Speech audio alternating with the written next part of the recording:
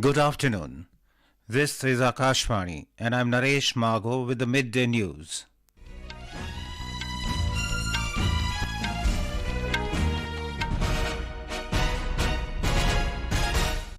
The headlines. Centre hikes FRP for sugarcane by 8% per quintal. Prime Minister hails the decision as historic. Prime Minister Narendra Modi assures government's commitment to farmers' welfare, lauds Indian women power for rapid growth of dairy production. ED issues 7 summons to Delhi Chief Minister Arvind Kejriwal in Excise Policy Case. CBI raids premises of former Jammu and Kashmir Governor Satyapal Malik for alleged corruption in Hydroelectric project contract. External Affairs Minister S Jaishankar calls for radically reforming the global multilateral system to resolve the contentious issues. And in Asian Track Cycling Championships, India bags gold in junior women's team sprint event in Delhi.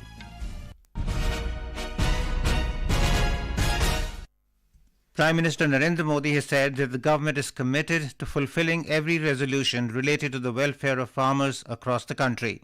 Referring to the Union Cabinet's decision to increase the FRP for sugarcane, Mr. Modi, in a social media post, said a historic increase in the price of sugarcane purchase has been approved. He added that the step will benefit crores of the sugarcane producing farmers in the country. Mr. Modi's remark came amid the farmers' protest demanding minimum support price for all crops. The Cabinet Committee on Economic Affairs yesterday approved the fair and remunerative price FRP of sugarcane for sugar season 2024-25 at 340 rupees per quintal at a sugar recovery rate of 10.25%. The price of sugarcane is about 8% higher than the FRP of sugarcane for the current season 2023-24. The revised FRP will be applicable from 1st October this year.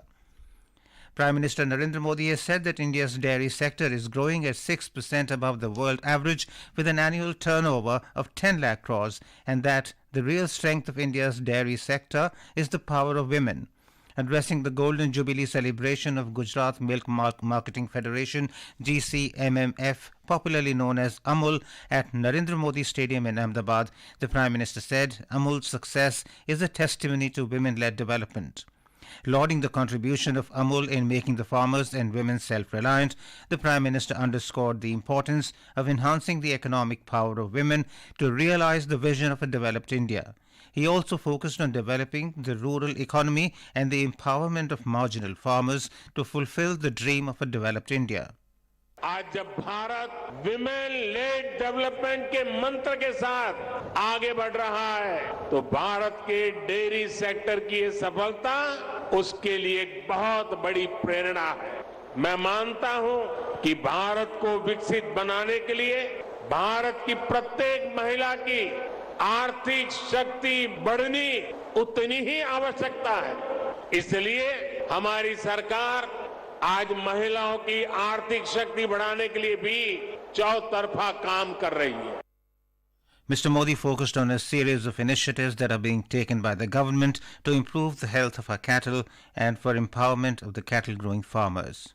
सरकार ने पशुधन का बीमा कराने में किसान का कम से कम खर्च हो, इसके लिए प्रीमियम की राशि को भी कम करने का फैसला लिया है। ये फैसले पशुओं की संख्या बढ़ाने, पशुपालकों की आय बढ़ाने में और मददगार साबित होंगे। During the program, the Prime Minister also virtually inaugurated the new UHT milk plant, an expansion of cheese plant at Amul Dairy, cheese plant at Sabar Dairy, ice cream plant at Sarhad Dairy, dairy plant at Mumbai by Bharuch Union, and dairy plant expansion by Rajkot Dairy.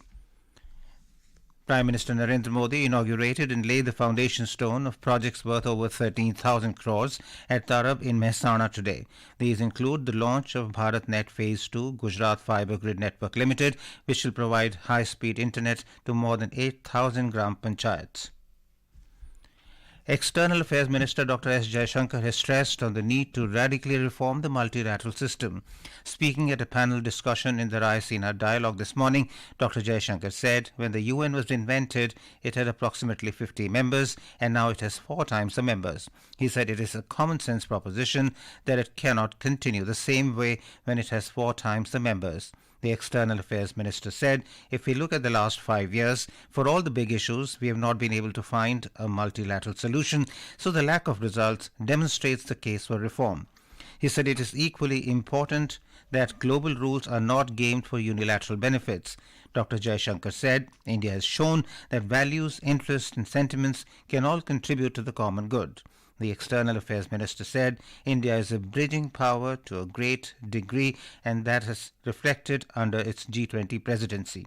He said the idea of Vishwamitra Universal Friend is what India is trying to promote.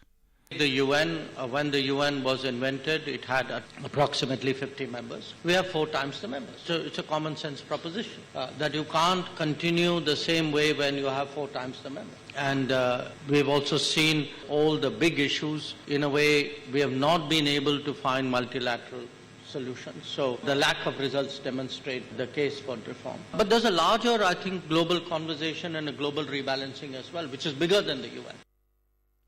Former President of Bolivia, Jorge Quiroga, Dutch Minister for Foreign Affairs, Foreign Minister of Tanzania, and Diplomatic Advisor to President of UAE, Anwar bin Mohammed Hargash, participated in the discussion. External Affairs Minister Dr. Jaishankar will be on a 4-day visit to South Korea and Japan from the 5th of next month. In Seoul, Dr. Jaishankar will co-chair the 10th India-Republic of Korea Joint Commission meeting with his Korean counterpart Cho Tae-yul. During the visit, the External Affairs Minister is also expected to meet with Korean dignitaries, heads of think tanks and the Indian community. The Ministry of External Affairs said India-Republic of Korea Special Strategic Partnership has expanded to diverse areas of cooperation which include trade, investments, defense, education, science and technology and culture. The Joint Commission meeting is expected to comprehensively review the entire gamut of bilateral cooperation and explore avenues for further strengthening it. It will also provide an opportunity for the two sides to exchange views on regional and global issues of mutual interest. This is Akashvani giving you the news. For quick news updates round the clock, follow us on our Twitter handle at AIR News Alerts. The Enforcement Directorate ED has issued fresh summons to Delhi Chief Minister Arvind Kejriwal in the excise policy-linked money laundering case. Sources said the agency has asked him to appear before it on the 26th of this month for questioning. This is the 7th summons of the ED to Mr. Kejriwal under the provisions of the Prevention of Money Laundering Act, PMLA. Mr. Kejriwal has skipped 6 summons, terming them as illegal. The ED had recently filed a fresh complaint against the Delhi Chief Minister and AAP Chief for disobeying its summons in this case. The Central Bureau of Investigation (CBI) is conducting raids in more than 30 places, including the premises of former Jammu and Kashmir Governor Satyapal Malik, as part of its investigation into the alleged corruption linked to the awarding of a Kiru Hydroelectric project contract in the Union Territory. Last month, the investigation agency had conducted searches at 8 locations in Delhi and Jammu in connection with the alleged corruption in awarding of civil works of the power project. The Jammu and Kashmir government in 2022 had asked for a CBI probe in the matter. The investigation pertains to the allegations of malpractices in the award of the contract worth approximately 2,200 crore rupees. Prime Minister Narendra Modi will reach Varanasi tonight. He will be on a 2-day tour of Kashi and will launch development projects worth more than 13,000 crore rupees during his visit. Among the projects which will be launched by the Prime Minister, one major project is inauguration of Banas Kashi Sankul Milk Processing Unit in Apsida Agro Park, Karkhiyaon by the Prime Minister. The Prime Minister himself laid the foundation stone of this project in December 2021. The project has been completed within a span of little more than 2 years. The General Manager, New Initiative of Amul, Akshansh Kochar, spoke to Akashvani News about the benefits the farmers and milk producers of eastern UP are going to get from this project and how it is going to ignite the entrepreneurship among the youth. Mr. Kochar also spoke about the special products that are going to be produced here at the plant, which includes the famous sweets of Varanasi like Lal Peda and Long Lata. Plant की क्षमता यहाँ पर 10 lakh litre प्रतिदिन की है और इसमें विभिन्न किस्म के उत्पाद बनेंगे, जैसे अभी के लिए पाउच मिल्क है और आइसक्रीम है, लस्सी है, छाछ है और एक विशेष बात जिसके लिए ये प्लांट काफ़ी चर्चा में आ चुका है और वो है यहाँ की मिठाइयाँ। बनारस का लाल पेड़ा और बनारस की लौंग लता जिसको अमूल के ब्रांड के माध्यम से अब राष्ट्रीय और अंतर्राष्ट्रीय बाजारों तक इन मिठाइयों की पहुंच हो जाएगी। The Maritime Technical Exposition MTEX 24 stands as a special attraction in the Milan 2024 taking place in Visakhapatnam. MTEX 24 showcases the latest developments in naval technology. More from our correspondent. The Defence Minister Rajnath Singh inaugurated MTEX 24, a 3-day defence exposition as part of Milan 2024 yesterday. It showcases the latest advancements in naval technology like shipbuilding, communication systems, cyber security and sustainable energy solutions developed by the Indian industry. Major players from the Indian defence production, defence startups, defence PSUs and Indian naval organizations are taking part in MTEX 24. By facilitating knowledge exchange and promoting self-reliance, MTEX 24 will propel the Indian maritime industry forward, contributing to a more secure and prosperous future. With Padmadayas, this is Allu Murli for Akashvani News, Visakhapatnam. The government has extended the timeline for duty-free imports of yellow peas by a month till 30th April this year. As per a notification of the Finance Ministry, duty-free imports of yellow peas were allowed till 31st March earlier. The ministry said that the decision comes in a bid to cool the prices of the overall pulse basket. India largely imports yellow peas from Canada and Russia. India is a large consumer and grower of pulses, and it meets a portion of its consumption needs through imports. India primarily consumes chana, masoor, urad, Kabuli chana and tur. In Jammu and Kashmir, the Border Security Force BSF today found a drone-dropped improvised explosive device near the international border in Katwa district.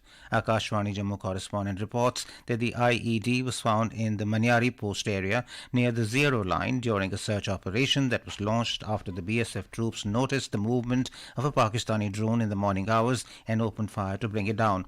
The drone is believed to have returned to the Pakistani side, a BSF official said, adding that the IED that was dropped in a forward village is being examined by the experts. However, a search operation was going on when the last reports were received. More details are awaited. The Indian Meteorological Department IMD has forecast rainfall with isolated thunderstorm activity likely over northeast and adjoining East India till tomorrow. It also predicts high moisture feeding likely from the Bay of Bengal over East and Northeast India during the next 2 to 3 days. The Met Department further said the minimum temperatures are in the range of 9 to 13 degrees Celsius over most parts of Punjab, Haryana, Chandigarh, Delhi, West Uttar Pradesh and North Rajasthan. On hot and humid weather, the IMD said the condition is likely to prevail over coastal Odisha, Rayalaseema and Kerala till today. Meanwhile, national capital Delhi is witnessing sunny days. The air quality level in Delhi was recorded in the moderate category this morning. According to the Central Pollution Control Board, the air quality index stood at 162 at 7 a.m. Amidst the disturbance from the western Himalayan region, North Sikkim is grappling with heavy snowfall, disrupting vital roads and communication lines. The Border Roads Organization has swiftly responded to the challenge, mobilizing manpower and machinery to keep strategic routes open. Despite adverse conditions, including freezing temperatures and high winds, BRO's dedicated team is ensuring unhindered movement in the region. Their relentless efforts underscore the synergy of human resilience and technological prowess in maintaining crucial connectivity during extreme weather events.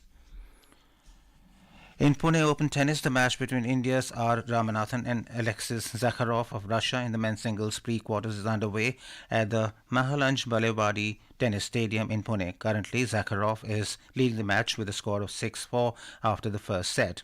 In other matches, India's rising sensation Sumit Nagal will face compatriot Nikki Kalyanda Punacha in the men's singles pre-quarters at the Mahalanj Balewadi Tennis Stadium in Pune today. The match will start at 5:20 p.m. IST. In the Asian Track Cycling Championship, India created history by clinching the gold in the junior women's team sprint event at the Indira Gandhi Indoor Stadium in Delhi yesterday. And now, before we end the bulletin, the headlines once again. Centre hikes FRP for sugarcane by 8% per quintal. Prime Minister hails the decision as historic. Prime Minister Narendra Modi assures government's commitment to farmers' welfare. Lauds Indian women power for rapid growth of dairy production. ED issues 7 summons to Delhi Chief Minister Arvind Kejriwal in Excise Policy Case. CBI raids premises of former Jammu and Kashmir Governor Satyapal Malik for alleged corruption in Hydroelectric project contract. External Affairs Minister S Jaishankar calls for radically reforming the global multilateral system to resolve the contentious issues. And in Asian Track Cycling Championships, India bags gold in junior women's team sprint event in Delhi. And with that, we end the midday news.